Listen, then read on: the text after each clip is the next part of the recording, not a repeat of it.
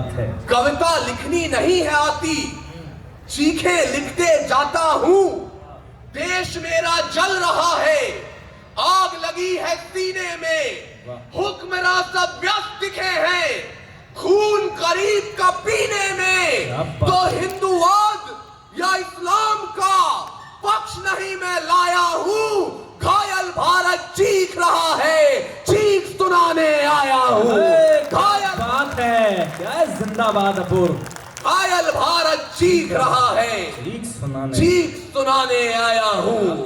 और अगर इस मंच पर प्रेम के साथ साथ वीर रस की कविता को भी आमंत्रित किया गया है, तो शायद अभिनय चौधरी जी आपको सूचित करना चाहते हैं कि तैयार है जो प्रेम का प्रस्ताव मेरे देश में, तो पग पग पे पौरुष पराग भी तैयार है। और प्रीत का जो गीत दिल के शीत के विपरीत है, तो रुद्र वाले रूप का वो राग भी तैयार है। क्या बात है। गंगा के उपासक हम, तो सूरज के पुजारी भी।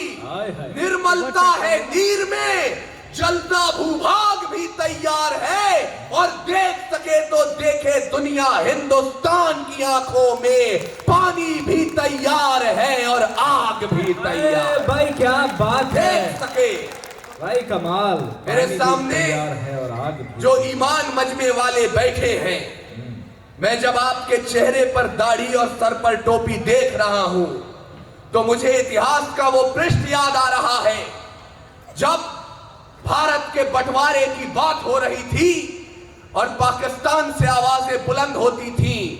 पाकिस्तान का मतलब क्या? ला इलाहा इल्लल्लाह। आपके भोले भाले बुजुर्गों ने अपनी गठरियां बनाई, उन्हें अपने सर पर रखा और उस पार जाने के लिए तैयार हुए। तभी अचानक अपनी दाढ़ी को अपने आंसुओं में भिगोकर जामा मस्जिद की सीढ़ियों पर एक बुजुर्ग खड़ा हो गया, मौलाना अबुल कलाम आजाद, और बोलने लगा, मेरे देश के मुसलमानों कहां जा रहे हो? इस जमीन के नीचे तुम्हारे पुरखों की हड्डियां दफन हैं। तब आप लोगों ने उनसे सवाल किया था, उनसे कहा था कि मौलाना साहब आज आप हमें रोक रहे हैं, लेकिन कल जब आप नहीं होंगे, हमारी दाढ़ी, हमारी टोपी, हमारे इबादत के तौर तरीकों पर सवाल उठेगा, तो हमारे लिए कौन खड़ा होगा? मौलाना अबुल कलाम आजाद ने जवाब दिया कि कल गांधी न हो, भगत सिंह न हो, अबुल कलाम आजाद न हो, लेकिन इस देश का संविधान तुम्हारे लिए खड़ा हो जाएगा। क्या बात है भाई, बहुत अच्छे अपूर्व।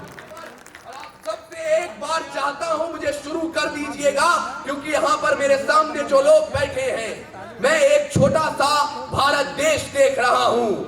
सलीके से सजा दे फूल तो गुलदान बन जाए, मुकम्मल गुलसिता की एक नई पहचान बन जाए।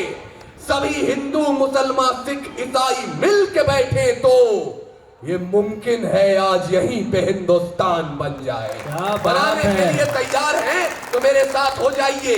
और जिनके हाथ अब तक खामोश हैं, वो शायद ये सोच कर आए हो कि हम स्वयं श्रीवास्तव जी को सुनने जा रहे हैं, इश्क के तराने होंगे, गजल की बात होगी, अपने जवानी के दौर को जिएंगे, यहाँ देश की बात क्यों होने लगी? तो मैं आपसे मुखातिब हूं,